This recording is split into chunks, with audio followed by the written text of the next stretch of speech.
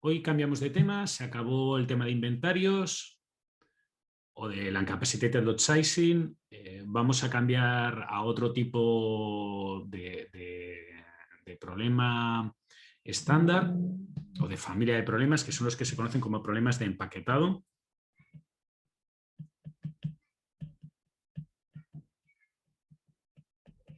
¿De acuerdo? Los problemas de empaquetado es una familia bastante grande, ¿de acuerdo? Yo generalmente, cuando lo explico en clase, siempre explico dos casos. El primero es el caso de fantasía, y en el caso de fantasía normalmente planteo la vida de Indiana Jones.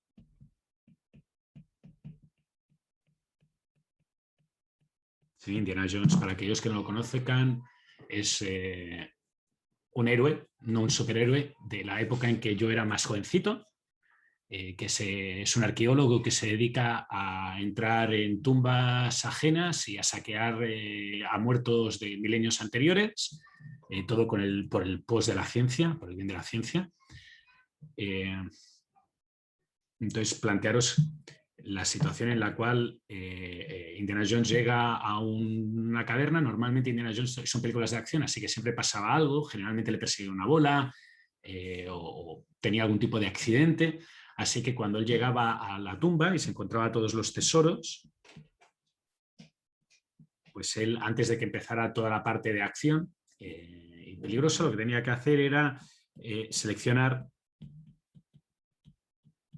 qué tesoros se quedaban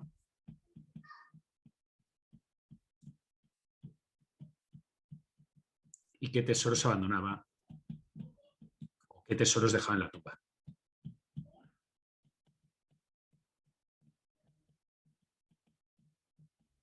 ¿De acuerdo? Y según la lógica, pues Indiana Jones debería de llevarse a aquellos que tuvieran mayor valor histórico, porque es un arqueólogo, no es un saqueador, y dejar a aquellos que pues, no tuvieran tanto valor histórico porque no tuvieran. ¿De acuerdo? Y el problema por el cual no se lleva absolutamente todos los bienes o todo lo que había todos los tesoros que había en la tumba es que él no tiene capacidad infinita. Tiene una mochila, una bolsita, se puede poner las cosas que quiere en la bolsita y se lleva lo que lleve en la bolsita y punto. Todo lo demás lo tiene que dejar. Por tanto, fijaros que en este problema él tiene que escoger el subconjunto de elementos del total que le ofrezcan más valor cumpliendo con unas condiciones, que es la capacidad máxima de la bolsita, de la caja que tiene. Alguno de vosotros me dirá que eso no es un problema de empaquetado, que eso es un problema que se llama el problema de la mochila. Y tiene razón, este problema se conoce como el problema de la mochila.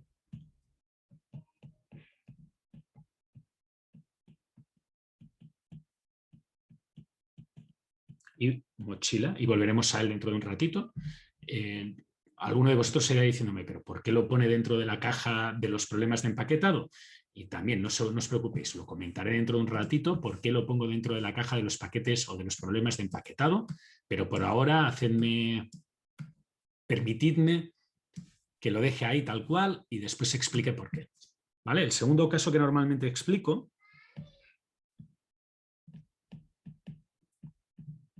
es el de la persona que va a hacer una mudanza. ¿Sí? Entonces, ¿qué hacemos cuando tenemos que hacer una mudanza? Pues tenemos un montón de cosas. Depende de cómo de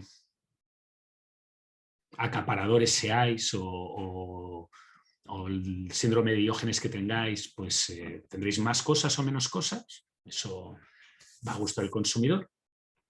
Y ahora esas cosas, para transportarlas en una mudanza, normalmente lo que se hacen es ponerlas en cajas.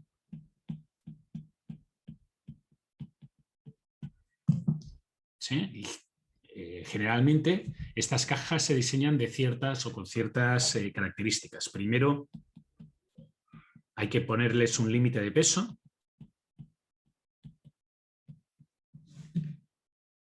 Segundo, tienen que tener cierta forma. O sea, si tú tienes una caja cuadrada, no vas a poner una bola de cristal que pese un montón y que no cubra todo y lo deje en una caja, porque eso es una receta segura que se te va a romper. ¿Sí? Por tanto, hay un límite de peso, hay una cierta forma que tienes que respetar, muy probablemente algunas condiciones de comodidad. Por ejemplo, a nadie se le ocurriría empaquetar libros con comida de nevera, porque la comida de la nevera se va, bueno, pues entrará en calor y se transformará en agua y te mojará los libros y te quedarás sin libros y sin comida. Y el objetivo cuando tú haces todo eso es intentar colocar o utilizar el mínimo número de cajas.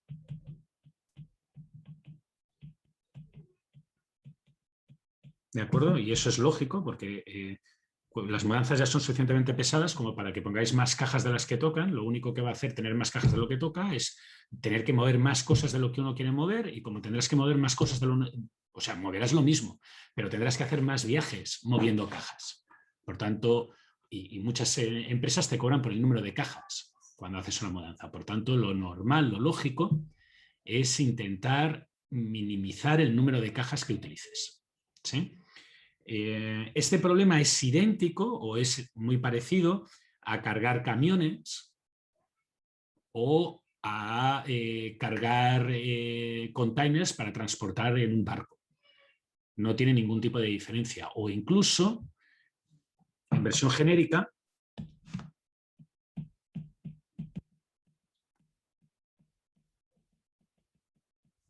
repartir cosas, y estas cosas pueden ser objetos, tareas, lo que se os ocurra, entre varios o varias agrupaciones. Cajas, personas, lo que sea. ¿De acuerdo? Y esta es la definición básica de lo que es un problema de empaquetado. Y es muy amplia y sirve para muchísimos problemas. Una de las cosas que a mí me gusta del área es que problemas que no se parecen absolutamente en nada a nivel práctico y que suceden en entornos extremadamente diferentes, cuando uno los estudia matemáticamente, cuando uno los analiza desde el punto de vista de que tiene que resolverlos, lo que acaba haciendo en ese proceso de resolución es un proceso de abstracción. Ese proceso de abstracción, que es una parte importante del razonamiento humano, de la capacidad de razonamiento, lleva a extraer los detalles más importantes, la cosa en sí, lo realmente esencial del problema. Y esa cosa realmente esencial del problema resulta que es muy parecida en entornos completamente distintos. ¿Sí? Esa es una de las gracias que yo le encuentro a este tipo de problemática o de área, que parecen cosas muy distintas, pero en el fondo son la misma. ¿De acuerdo? Y sé que a la hora de plantearte este tipo de problemas o analizar este tipo de problemas en vuestra forma de actuar, no estáis acostumbrados a este proceso de abstracción, y entonces lo que decís es que como son tan distintos no tienen nada en común. La clave a la hora de intentar resolver un problema que es muy difícil, que es muy complejo, que tiene demasiado detalle en la práctica, la clave es simplificar lo máximo posible hasta concretar los puntos que uno sí puede trabajar. ¿Sí? Porque aunque a lo mejor esa simplificación sea muy grande, siempre será mejor que no tener ninguna simplificación y resolver las cosas a tientos, día a día, tal cual salgan las cosas. tal cual va uno, pues va haciendo y a ver qué pasa.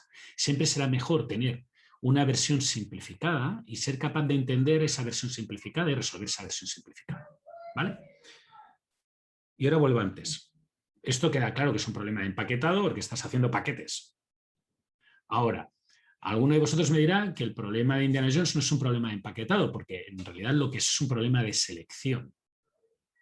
¿Sí? Estás escogiendo del total de opciones que tienes el subconjunto que te interesa. ¿De acuerdo? Tú tienes, por ejemplo, que una cosa que da 1000, otra que da 50, otra que da 700, otra que da 80 y otra que da 150. Y dependiendo del peso que tenga cada una en tu mochila, de lo que te quepa en la mochila, pues vas a escoger las mejores. Y por tanto, alguien me diría que esto no es un problema de empaquetado, pero en realidad este es un problema de empaquetado con dos paquetes. El paquete de seleccionados y el paquete de no seleccionados.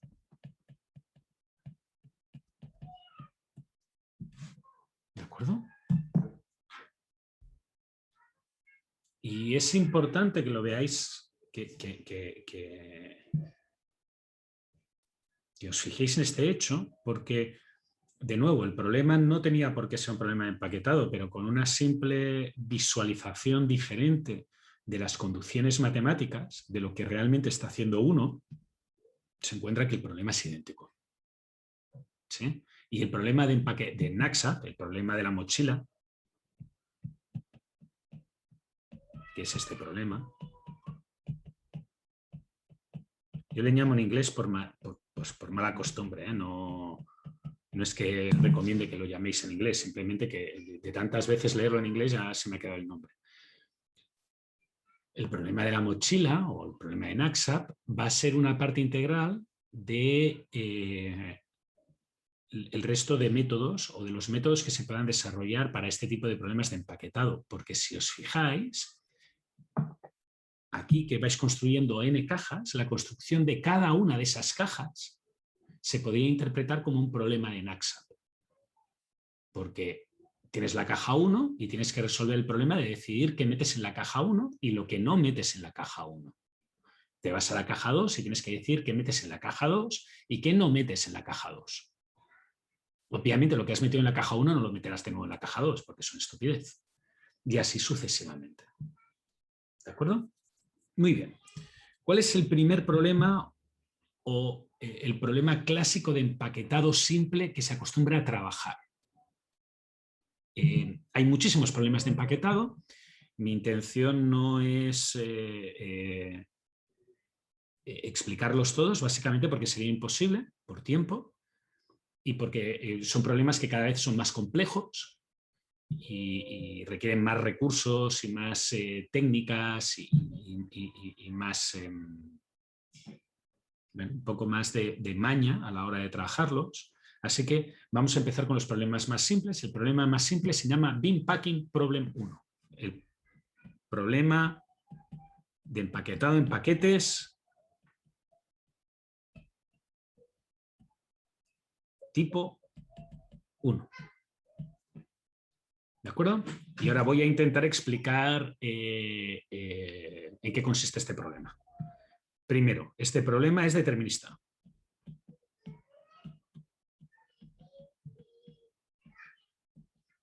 ¿Vale? Todos los datos son conocidos.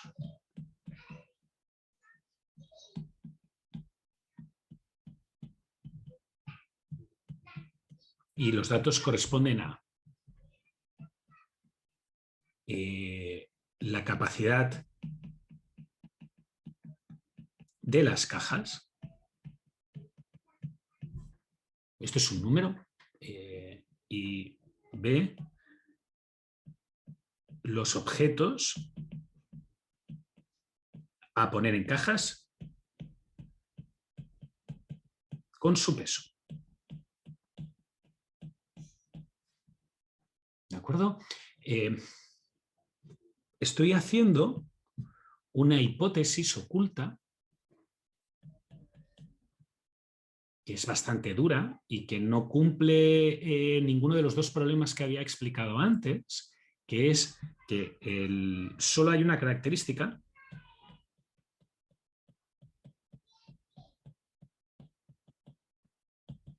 que condiciona la validez del empaquetado. Si alguien quiere intentar entender un poco mejor a qué me refiero con esto, le voy a poner un ejemplo. Suponed que tenemos que la capacidad es 10 y tenemos 5 objetos, cada uno con su peso. ¿Sí? Entonces, por ejemplo, este pesa 3, este pesa 7, este pesa 6, este pesa 5 y este pesa 4. Vale, ahora, yo tengo una caja que tiene capacidad 10. Por tanto, lo que puedo hacer, por ejemplo, es meter el objeto 1 y el objeto 2. 3 más 7, 10. O puedo meter solo el objeto 3. 6 es más pequeño igual que 10. O puedo meter el objeto 4 y el objeto 5. ¿De acuerdo? Y esto es válido. ¿Quiere decir que este es el único problema de empaquetado que se os podría ocurrir? No, podría ser, por ejemplo, que tuvierais el siguiente caso. C es 10 por 5.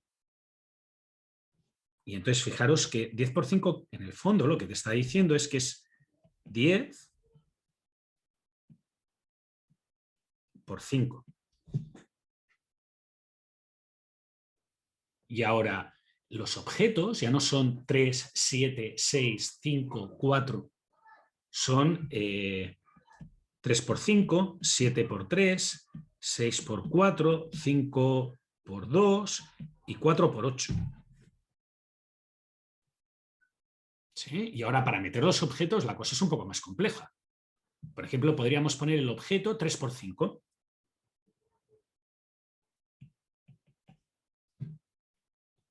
Y ahora el objeto 7 por 3.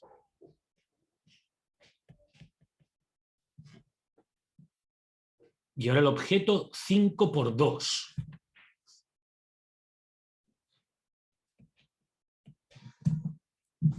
¿De acuerdo? Pero son objetos, los objetos son indivisibles.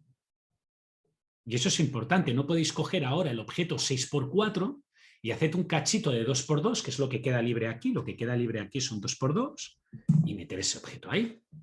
O meter esa parte del objeto, porque ese objeto es un objeto completo. Es como si estuvierais cogiendo, uy, no me cabe el celular, ¿sabes? Lo voy a partir en un 30% para aquí y un 70% para allá y ya está.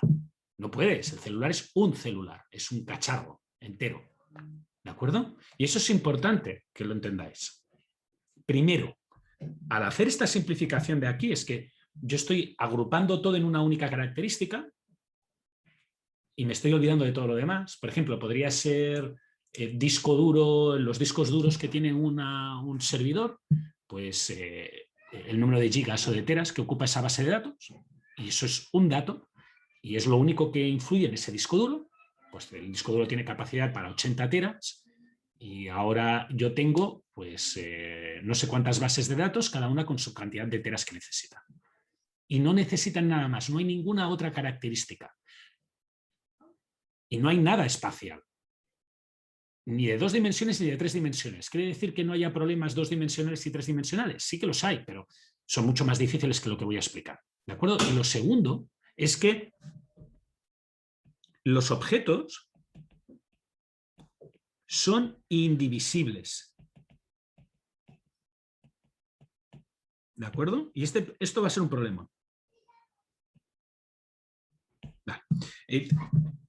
Vuestra experiencia previa y en pos de desarrollar insight y pensamiento preventivo sobre qué es lo que hace que un problema sea fácil o difícil a la hora de resolverlo, vuestro insight debería de decir, si los objetos fueran divisibles, el problema debería de ser mucho más simple.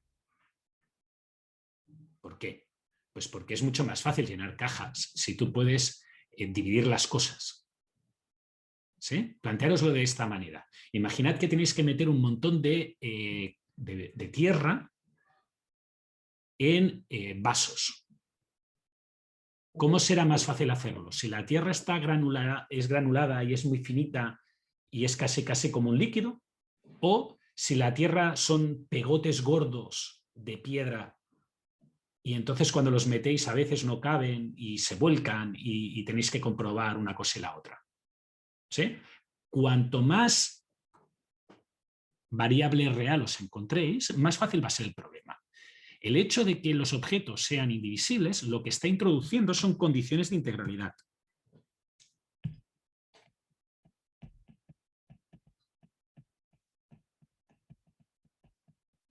Y las condiciones de integralidad, por definición, son complicaciones del problema. Siempre. ¿Vale? Todo lo que he desarrollado negro, azul, rojo es esto. ¿Vale? ¿Y qué quiere decir tipo 1? Para aquellos que duden de la capacidad de imaginación que tienen los científicos, ya os digo que existe tipo 2, ¿vale? No es que haya puesto tipo 1 y solamente haya uno. No, hay tipo 2. Lo veremos justo después. Tipo 1 quiere decir primera función objetivo. Y la primera función objetivo es minimizar cajas usadas.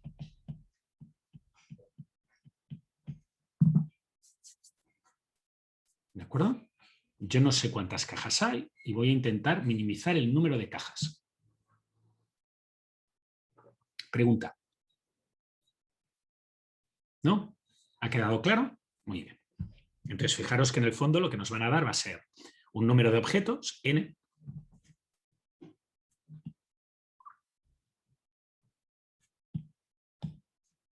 objetos. Para cada objeto nos van a dar un v sub i, que es el peso del objeto.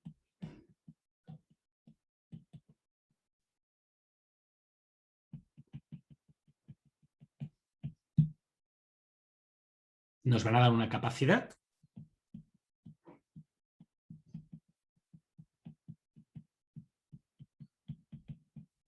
¿Sí? Y en un principio no tendrían por qué darnos nada más.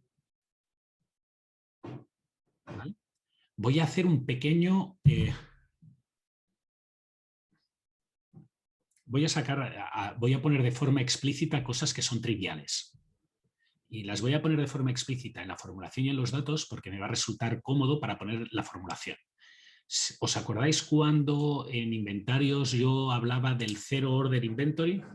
Zero Inventory Order, y explicaba que era obligatorio para hacer un pedido quedarse a inventario cero en el Capacitated Lot Sizing Problem. Pues aquí voy a tener que hacer algo parecido.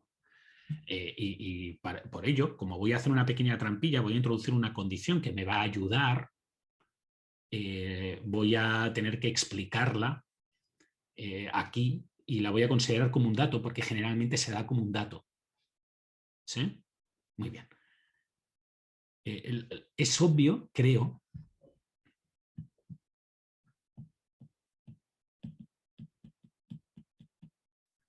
que W de I tiene que ser menor o igual que C para todo I.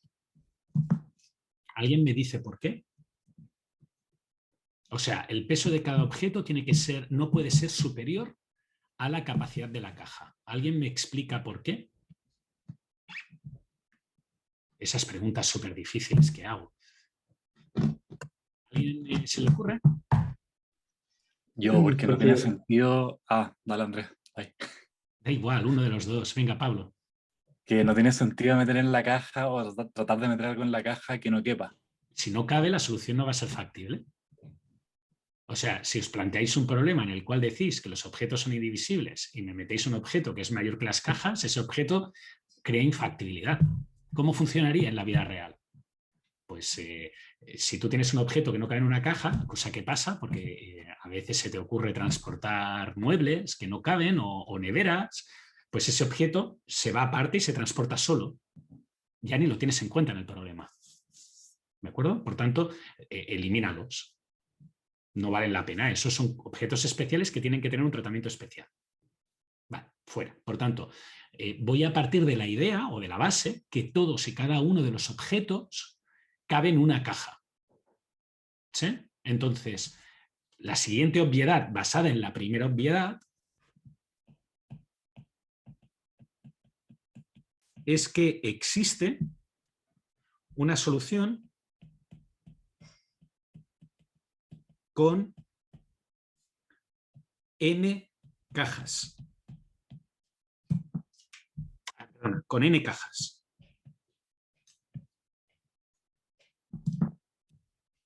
¿Sí? A ver, ¿alguien me puede explicar por qué? Ahora Pablo ya ha contestado, Andrés, esta también es fácil. ¿Por qué existe una solución con n cajas? O si no, cualquier otra persona, porque esta también encuentro que es trivial. Dime. Porque por lo mismo, si no, no tendría solución el problema. Vale, pero ¿me podrías decir cuál es esa solución?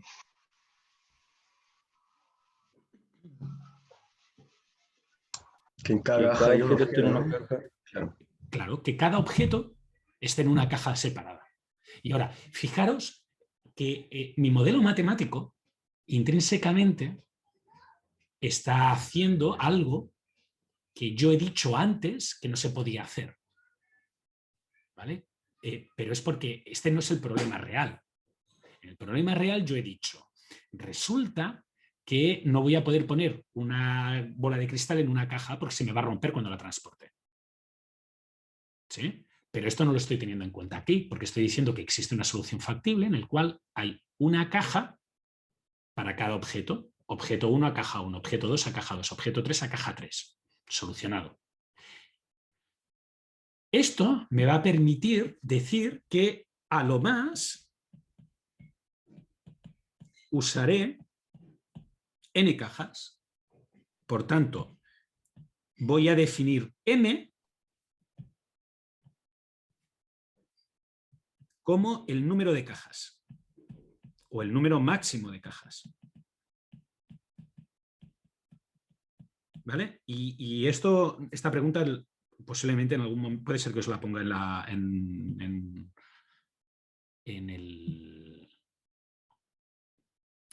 la prueba, en el examen, porque es el tipo de preguntas que me gusta haceros en el sentido de intentar que no sea repetir lo que yo he hecho en clase o repetir algo que está en un libro. Aquí he dicho el número máximo de cajas. Sí, pero podría haber dicho lo siguiente.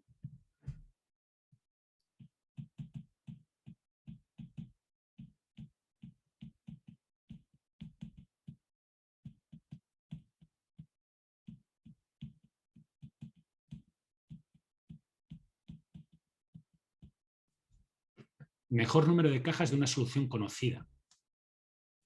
Y también serviría el modelo. O incluso podría haber dicho lo siguiente.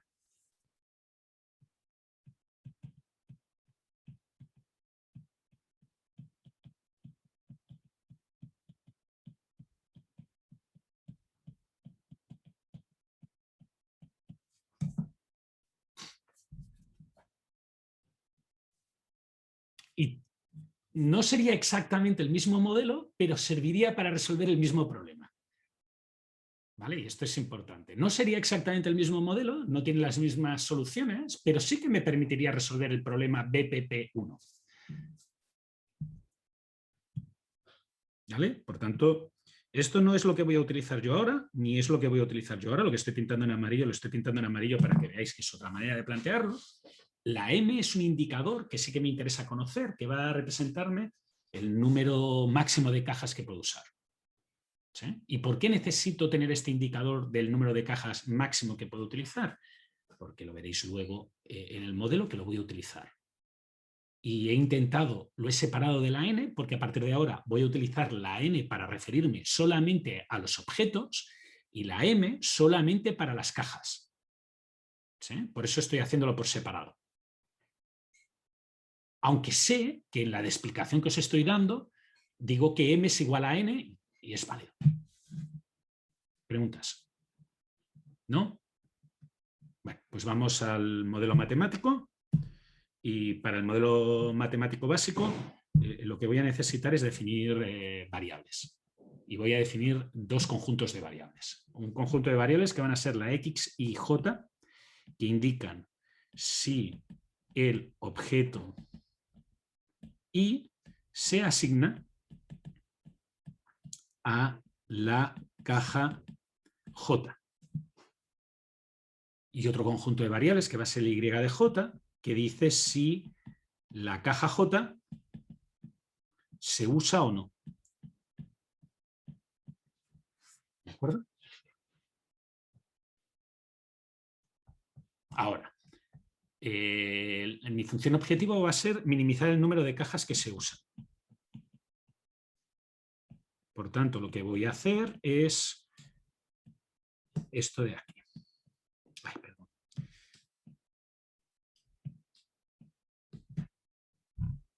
¿De acuerdo? Y ahora, este modelo es muy simple, tiene dos restricciones. Una restricción, la primera restricción, lo que va a hacer es asignar cada objeto a una caja en exclusiva.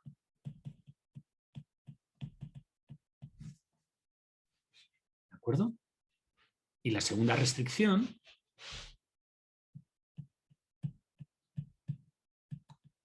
va a hacer dos cosas. Va a limitar la capacidad de la caja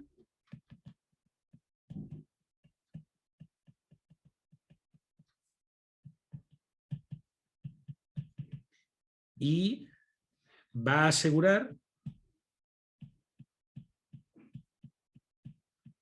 que YJ toma valor si se usa la caja.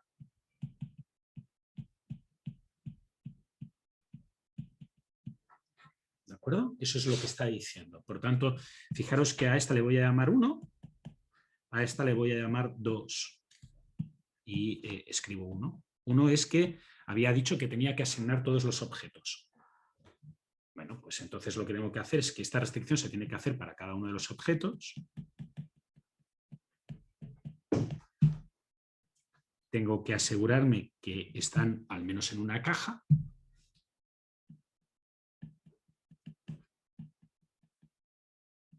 No están al menos en una caja, están exactamente en una caja. Pues bueno, hago esto.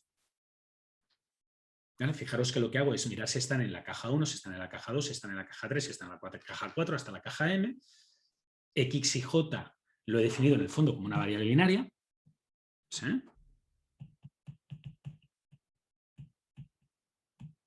O vale 0 o vale 1.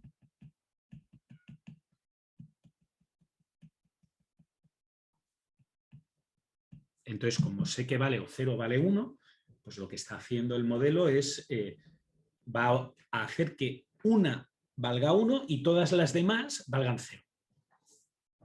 ¿De acuerdo? No es terriblemente difícil. Ahora, segunda restricción, la segunda condición. La segunda condición básicamente decía dos cosas.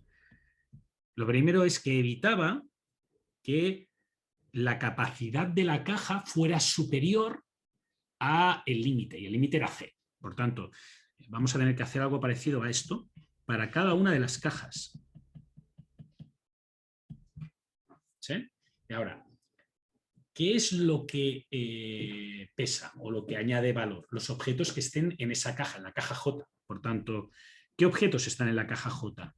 Pues en la caja J están los objetos y que se hayan asignado a esa caja. Solamente esos objetos. Y ahora, ¿cuánto pesan? Pues pesan igual a su peso. Uno intenta buscarle a veces 10.000 pies al gato y no los tiene 4. Entonces, o menos, porque puede ser que el pobrecito le haya pasado algo en la vida. Pues nada, lo que hay que hacer es multiplicar esto por el peso. ¿De acuerdo? Y esto ya te asegura que en ninguna caja haya más de un peso concreto. Vale. Voy a poner la función objetivo para que no haya problemas y lo podamos ver todo junto.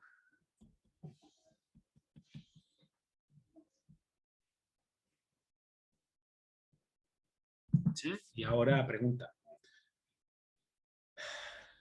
Metemos esto en el ordenador. ¿Qué va a suceder?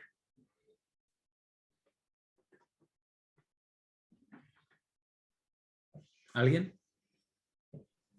Que la restricción no estamos usando un i o No estamos tiene usando que Y. Entonces, ¿qué valor tomaría Y? ver. 0. En el caso hipotético que hayamos definido la variable como entre 0 y 1. Claro. Sí, que es lo que tendríamos que hacer.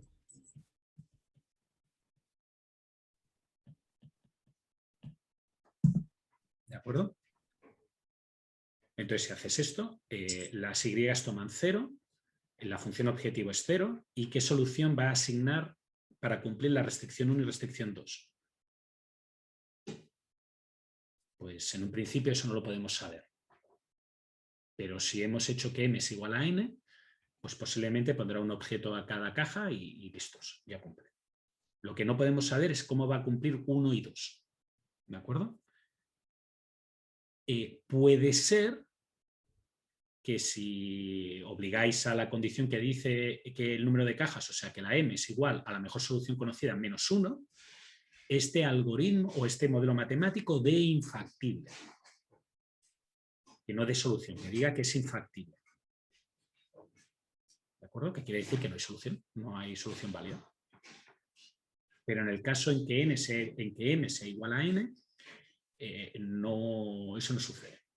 Va a encontrar una solución seguro, que es poner un objeto en cada caja o cualquier otra cosa, porque como no estamos controlando qué hace internamente el algoritmo, lo único que yo puedo asegurar es que las Y van a valer 0. ¿Por qué ha pasado esto? Pues porque nos hemos olvidado de una de las características, que es que va a asegurar que Y toma valor. Vale, entonces lo que sucede es que nos hemos olvidado, entre comillas, lo he hecho a propósito, de poner esto aquí. Ahora, ¿qué sucede? Pues lo que obliga a este punto de aquí es que si alguna de los ítems i se asigna a la caja j, entonces esa variable tomará valor 1, esa x tomará valor 1, y para que se cumpla la condición 2, la única manera es que la caja tome valor 1. Sí, que y de j tome valor 1. Idealmente, el método va a intentar utilizar el mínimo número de cajas, y como va a intentar utilizar el mínimo número de cajas, lo que va a querer es poner todas las Y que pueda a 0. ¿Sí? Por tanto, el modelo matemático va a tender a llenar cajas para hacer que la mayor cantidad posible de variables de usar caja tome valor 0. ¿De acuerdo? Por tanto, este modelo funciona. Este modelo funciona porque solamente hará tomar valores 1 a las variables de uso de la caja cuando sea estrictamente necesario. Si puede evitarlo, lo va a evitar. Y al multiplicar 1 por c, acabas teniendo c, que era la restricción original. ¿De acuerdo? Por tanto, esto está bien. ¿Es la única manera de hacerlo? No. No es la única manera de hacerlo. Por ejemplo, podríais hacer lo siguiente. Y lo siguiente puede ser incluso que sea mejor a nivel de resolución. Recordad que cuando uno resuelve un problema matemático, un modelo matemático, puedes tener varios modelos matemáticos. Puedes tener varios modelos matemáticos y alguno puede funcionar mejor que otro. Otra manera de hacer esta condición que habíamos puesto como 2 es usar 2', esta, y una 2'', en la cual se escriba lo siguiente.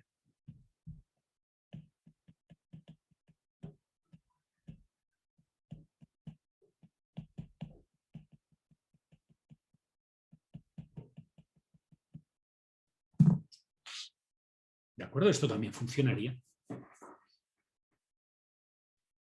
Puede ser mejor o puede ser peor, no lo sé. Eso es algo también que os tengo que comentar cuando intentéis resolver un modelo matemático, sobre todo si os piden resolver un modelo matemático. Puede ser que haya maneras alternativas de formular el mismo modelo que el solver se las trague mejor. Y cuando digo tragar me estoy refiriendo a que le sienten mejor como comida, que obtenga mejor solución, vaya más rápido, etc, etc, etc. ¿Preguntas? ¿No? Bueno, este modelo es malísimo. Es un modelo muy malo. Y eso es algo que tenéis que vivir con ello, deal with it. Que vosotros escribáis un modelo que asegure que la solución óptima sea óptima para ese modelo no implica que ese modelo sea fácil de resolver o que sea útil o que esté bien formulado o que no tenga algunos problemas internos. Este modelo no tiene el problema de la Big M.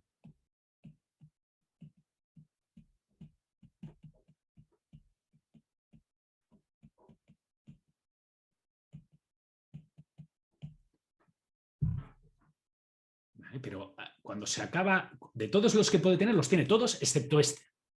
Así que bueno,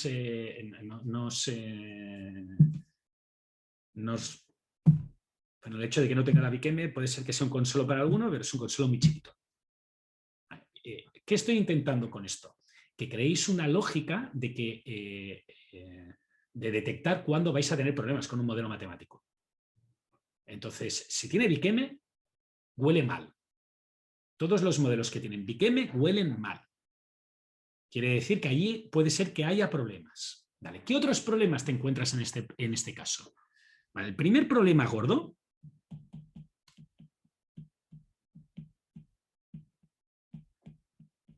es que la relajación lineal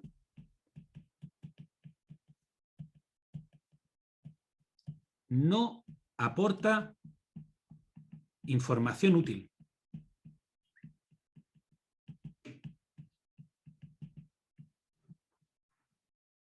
¿De acuerdo?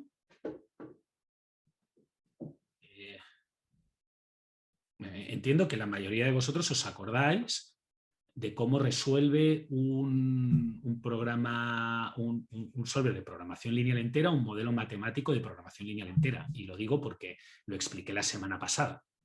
No porque os esté pidiendo que os acordéis de cuando os lo explicaron en Opti, lo expliqué la semana pasada. Lo que hace el programa lineal entero o lo que hace un solver de programación lineal entera es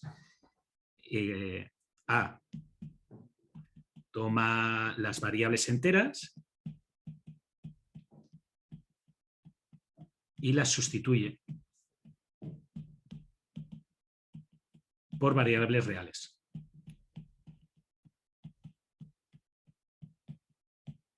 ¿De acuerdo? En este caso lo que haría sería x y j es igual a, en vez de ser entre 0 y 1, digo, en vez de ser o 0 o 1, pues lo que haría sería decir que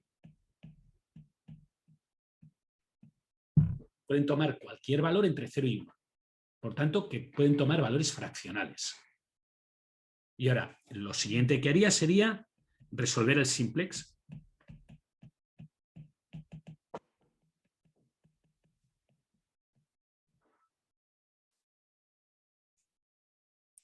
¿Vale? Y ahora, una vez ha resuelto el simplex, se pregunta lo siguiente. ¿Es solución válida para el programa entero? ¿Para el problema entero? Si la respuesta es sí, pues tienes una nueva solución.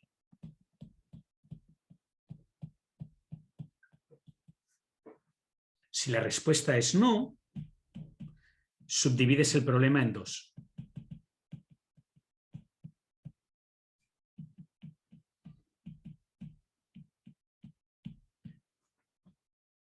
Uno donde una variable toma valor igual a 1 y otro donde otra variable, la misma variable toma valor igual a 0. Y ahora tienes dos subproblemas y cada uno de estos dos subproblemas lo vuelves a analizar. Y en el fondo lo que vas a acabar haciendo es como una especie de modelo de branch and bound.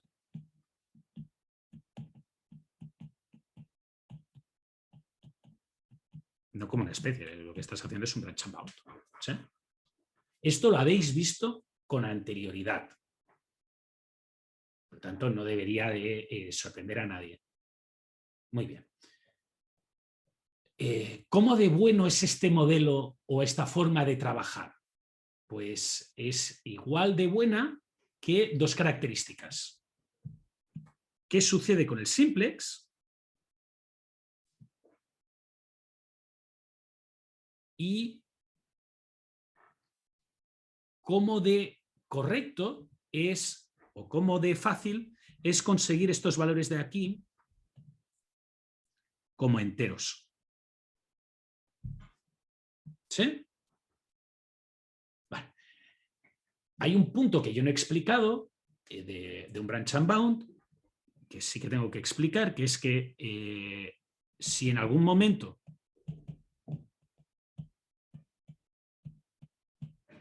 el valor que retorna el simplex no es mejor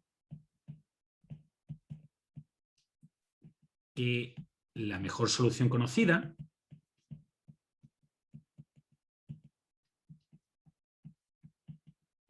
puedo hacer bound.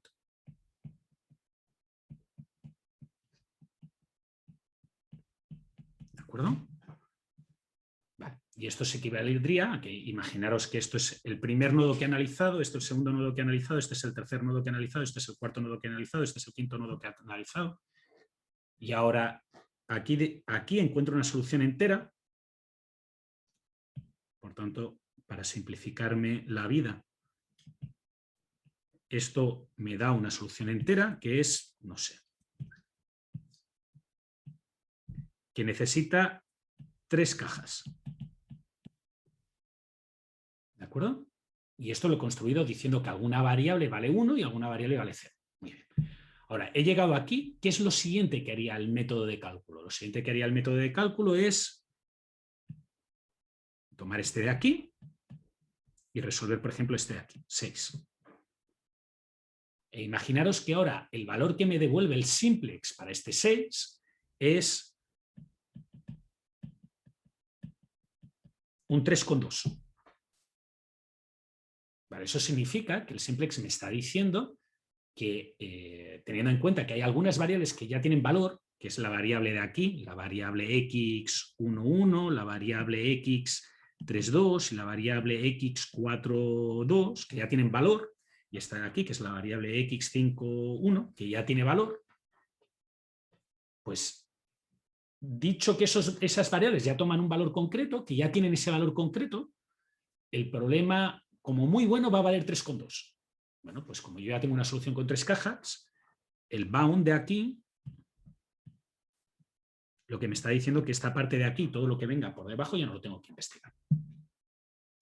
¿De acuerdo? Por tanto, fijaros que el valor que me devuelve el simplex, al resolver el simplex, contiene mucha información que me está controlando de una gran manera cómo se desarrollan estas ramitas que van cayendo.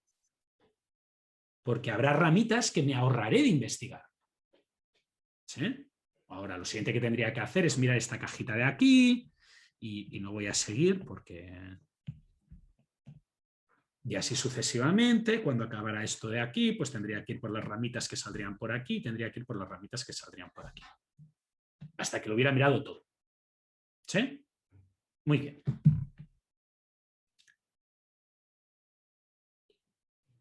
¿Alguien me podría decirme si hay una manera rápida de resolver este modelo matemático sin necesidad de resolver el simplex? Y la respuesta es que seguramente muchos de vosotros me diríais, no, esto es demasiado complejo. O sea, a mí no se me ocurre una manera así a primera vista. Eso es lo que yo entendería que la mayoría de vosotros me tendría que decir. Copiar. Ahora, eso no significa que no se pueda, significa que a priori no parece una manera muy intuitiva. O no parece un problema fácil de resolver. Pero yo os voy a intentar demostrar que esto se puede resolver de forma trivial. ¿Sí? Y para demostraros que esto se puede resolver de forma trivial, vamos a considerar este problema.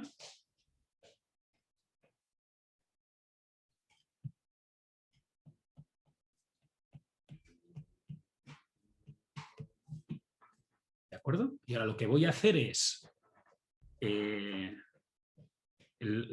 siguiente algoritmo. Para todo i, de 1 hasta n, con remanente igual a c, y con y de 1 igual a 1, lo que voy a hacer es para todo i, voy a coger el objeto. Y ahora ese objeto se lo voy a asignar a la primera cajita, completo. Si remanente es mayor o igual al peso de i, por tanto, si cabe en la cajita que estoy poniendo, lo meto entero.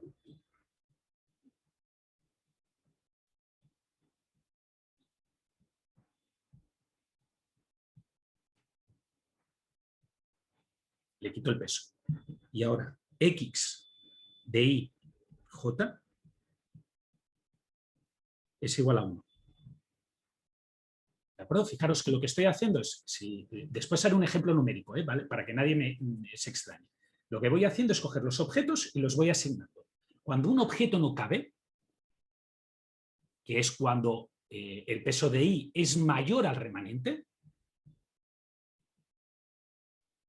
Eso es como un first in, first out, ¿no? No, un first in, first out sería una cola. Esto no es exactamente una cola, pero sí que sería un first fit, entre comillas. O sea, va en orden. Va en orden. Toma, Claro. Es un algoritmo greedy, coge las tareas, las ordena y va cogiendo y las va poniendo una a una. ¿De acuerdo? Ahora, cuando no cabe un objeto... Va a ser siguiente. No, coge ese objeto y lo parte por la mitad o lo parte por la parte que toca. Por ejemplo, si tengo capacidad 3 y el objeto pesa 5, pues lo que hace es asignar 3/5 a esa caja y 2/5 a la caja siguiente. ¿Sí? Por tanto, si no, lo que hace es x sub i de j es igual a remanente partido entre w de i. X sub i de j más 1 es igual a w de i menos remanente dividido entre w de i. ¿Sí? Ahora, y j es igual a j más 1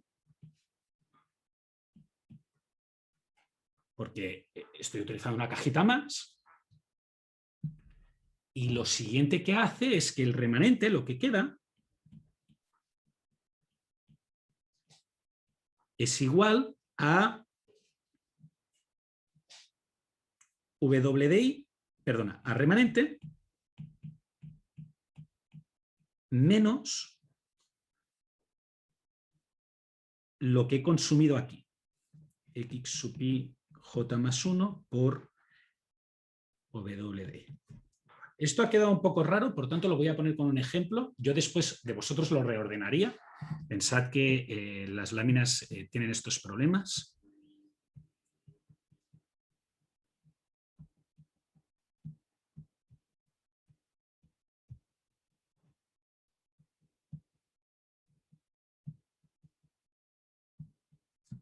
Estos son los objetos. ¿Vale? ¿Cómo funcionaría el algoritmo? Empezaría diciendo que remanente es igual a 10. ¿Sí? Ahora el remanente es igual a 10. Primer paso por el for. ¿W de 1 es mayor que remanente? No. Por lo tanto, lo que haría sería decir que el objeto 1 se asigna a la caja 1 y el remanente es 7. Vale, segundo paso por el for.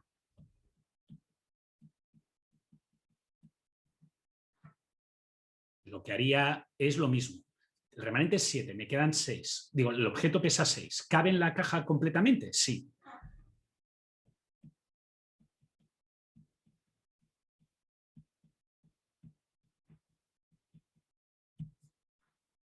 acuerdo? Si queréis lo podemos hacer con una especie de marcador 1, 2, 3, 4, 5, 6, 7, 8, 9 y 10.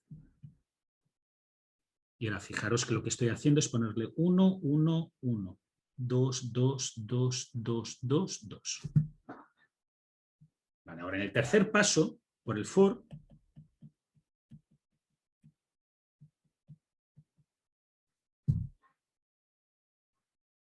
resulta que no cabe entero.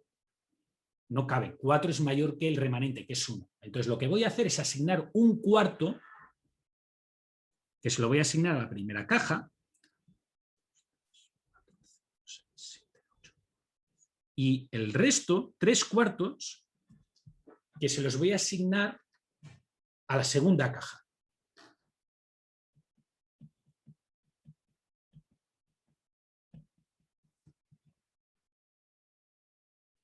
¿De acuerdo? Fijaros que esto consigue dos cosas. Este punto que he hecho aquí, lo que consigue es dos cosas. Primero, hará que se cumpla esta condición perfectamente, ¿cierto? Hará que se cumpla esta condición perfectamente. Segundo, hace que esta condición de aquí se llene al tope con soluciones fraccionarias, porque ahora estoy permitiendo soluciones fraccionarias. ¿Cierto? Y ahora seguiría, iría al siguiente objeto, que sería en el cuarto paso.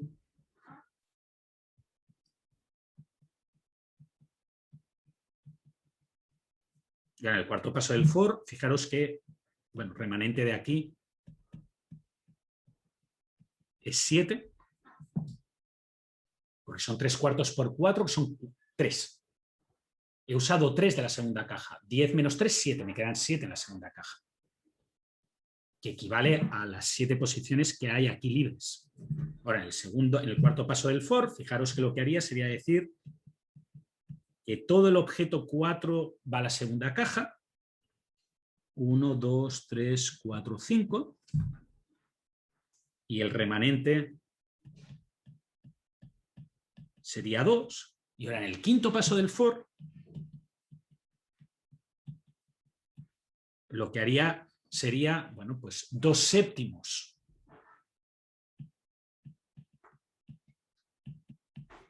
Van a la segunda caja y 5 séptimos van a la tercera caja. ¿Cierto?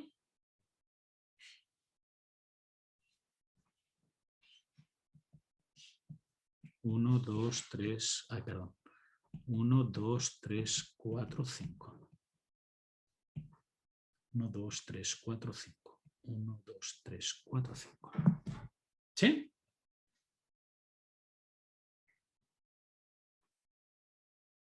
Y Y, las Y valdrían Y de 1 vale 1, Y de 2 vale 1 e Y de 3 vale 0,5.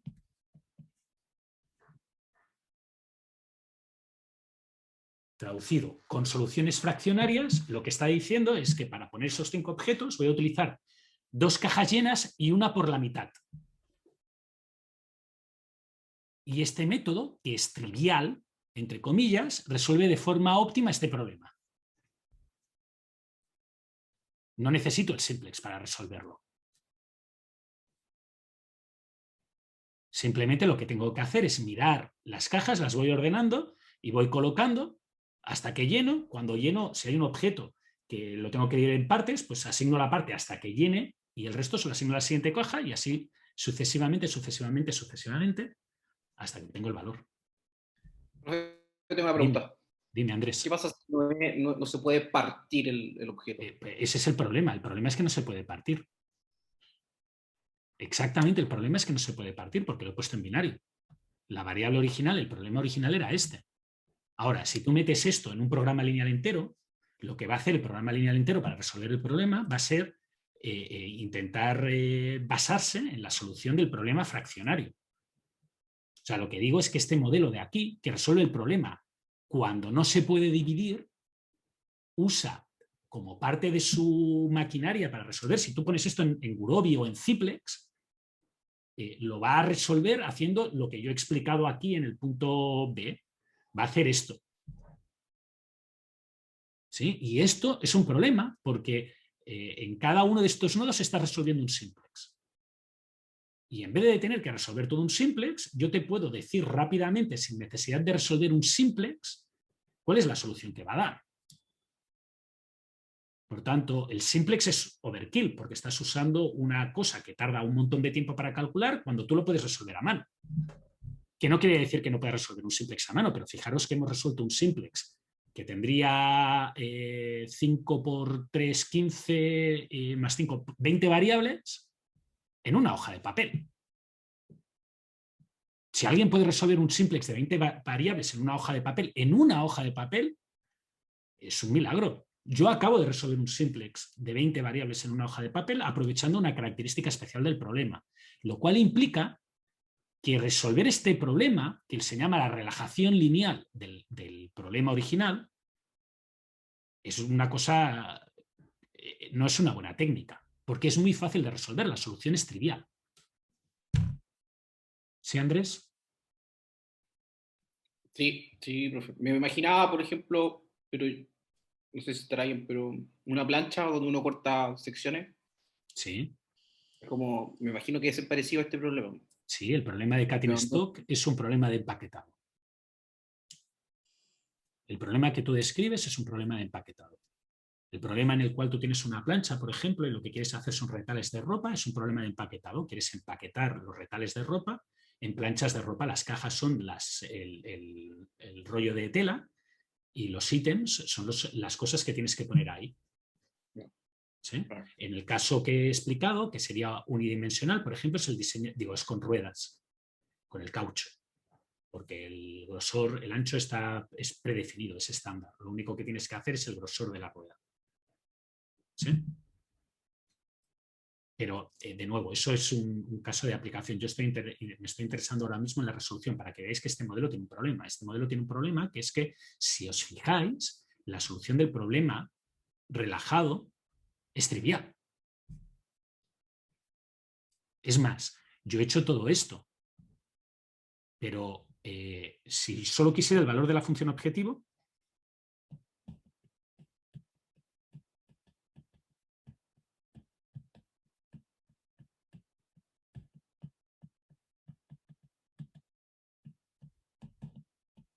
lo único que tengo que hacer es hacer una suma de todos los tiempos, de todos los pesos, para todos los objetos, y dividirlo por la c. Y esto es la solución óptima del problema relajado. ¿De acuerdo? La solución óptima del problema con variables reales. O sea, con unas condiciones que sean de este estilo.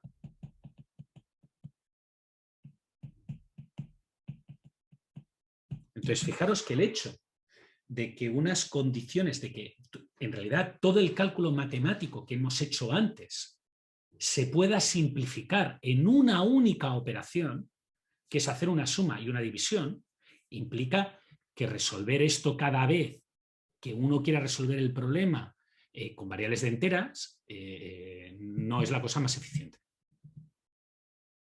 ¿Sí? Quiere decir que hay un problema en este modelo matemático que no captura de forma correcta, la estructura matemática que le hemos creado, no captura de forma correcta la división de objetos. Es más, si en vez de hacerlos para todo i de igual a 1 hasta n, lo hubiera hecho para todo i de igual a n hasta 1, bajando de 1 en 1, el resultado que me hubiera dado hubiera sido el mismo. Hubiera seguido dando 2,5 cajas, etc, etc, etc. Hubiera cambiado el orden de asignación en las cajas, pero no hubiera representado en ningún momento un problema para el modelo para obtener el valor. Lo cual implica que hay algo que está mal aquí. ¿Vale? Eso implica que este modelo no es eficiente. ¿Preguntas? ¿No? ¿Todo claro hasta aquí? Bueno, vamos a poner la segunda condición, porque recordad que había dicho que había dos condiciones. Voy a poner una segunda condición. Y para analizar esta segunda condición vuelvo a necesitar hacer una copia de esto.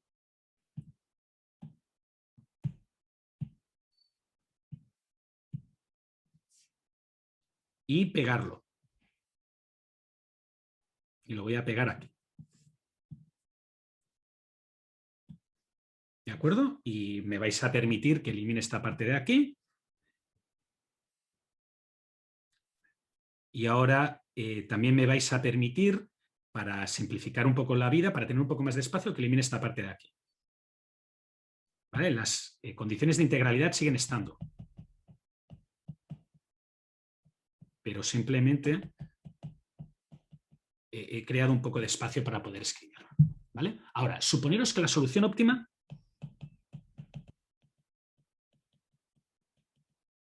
sea 3. Pero que yo haya utilizado m igual a 8. Yo no sabía cuántas cajas había puesto, por tanto he puesto 8 cajas y la solución óptima es 3. Hay 5 que no se usan y 3 que se usan. ¿Vale? ¿Hay alguna diferencia o hay algo que obligue a que y de 1 sea igual a 1, y de 2 sea igual a 1, y de 3 sea igual a 1? ¿Podría haberme dado el programa, el ordenador, al hacer el cálculo, que y de 1 sea igual a 0, y de 2 sea igual a 1, y de 3 sea igual a 0, y de 4 sea igual a 1, e y de 5 sea igual a 1? Y todas las demás, las que no añado, son igual a 0. ¿Hay algo que le diga a la computadora que esto es lo que yo espero, que si usa 3 cajas sea la caja 1, la caja 2 y la caja 3? No hay nada. Entonces, como no hay nada, la computadora no lo sabe y la computadora te puede dar esto.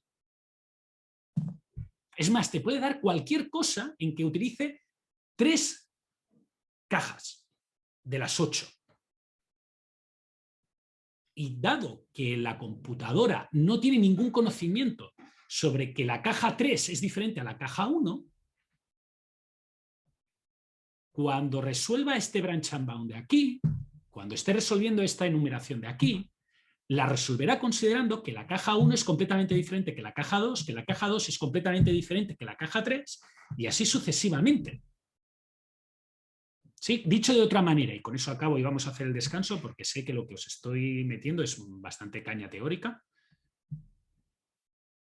El hecho de enumerar las cajas, el hecho de que yo haya numerado las cajas,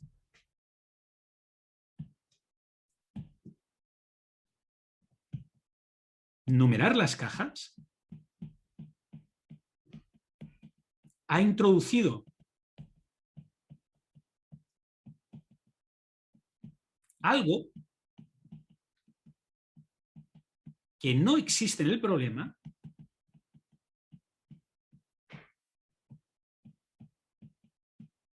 y que complica su resolución.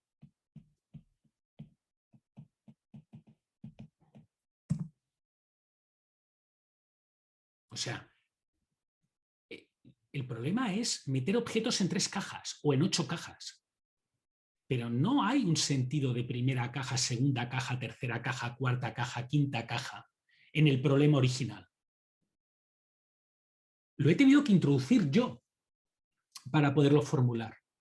Para poderlo formular he tenido que coger las cajas y poner una etiqueta debajo que pone caja 1, caja 2, caja 3, caja 4, caja 5, caja 6, caja 7, caja 8. Porque necesito identificar la caja en el cálculo. Pero el problema original no tenía esa categoría. La caja 1 era independiente de la caja 2 o de la caja 3, era irrelevante qué caja fuera. No tenían números debajo.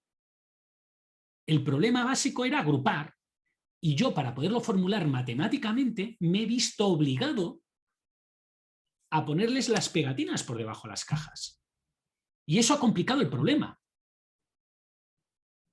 Ha creado una problemática en la computadora que el problema original no tenía. ¿Sí? Y eso va a hacer que sea más difícil de resolver. Hay algunas cosas que se pueden arreglar, y pondré un par de ejemplos de cosas que se pueden arreglar, y hay muchísimas cosas que no se pueden arreglar. Entonces, de nuevo, volviendo para atrás, poner el modelo matemático en un papel no resuelve el problema, no lo resuelve. Tenéis que tener una intuición de qué es lo que está haciendo poner esas ecuaciones, sobre todo cuando después queréis resolver el problema a nivel práctico, y después pondré una manera de resolver este problema súper rápida, que funciona súper bien y que no requiere de un programa lineal o de un programa lineal entero, porque es la clave que hay, pero o generalmente lo que se acaba utilizando, uno necesita una solución y no puede perder tanto tiempo a veces en resolverlo de forma óptima. Pero si lo quieres resolver de forma óptima o lo quieres formular de forma óptima, tienes que ser consciente de lo que te estás enfrentando. Y a lo que te estás enfrentando es que has modificado el problema. Has hecho trampas para meterlo en tu estructura mental. Y al hacer esa trampa de meterlo en tu estructura mental, lo has complicado sin querer.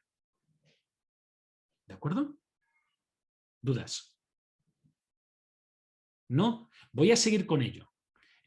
Si esta parte de aquí os ha quedado, os ha parecido rara, sobre todo esta parte de aquí del branch and mount, os ha parecido rara, avisadme porque os pasaré texto de branch and mount. ¿Vale? Se supone que esto lo habéis hecho en Opti. Se supone. Entonces, como se supone que lo habéis hecho, yo no me meto en mucho detalle, pero es un algoritmo muy complejo y es difícil de entender. Yo doy clases de educación ejecutiva de esto, no exactamente de esto, pero sale lo mismo. Y después les pido ejercicios a los alumnos y los alumnos me contestan. Y os aseguro que he leído respuestas de todo tipo.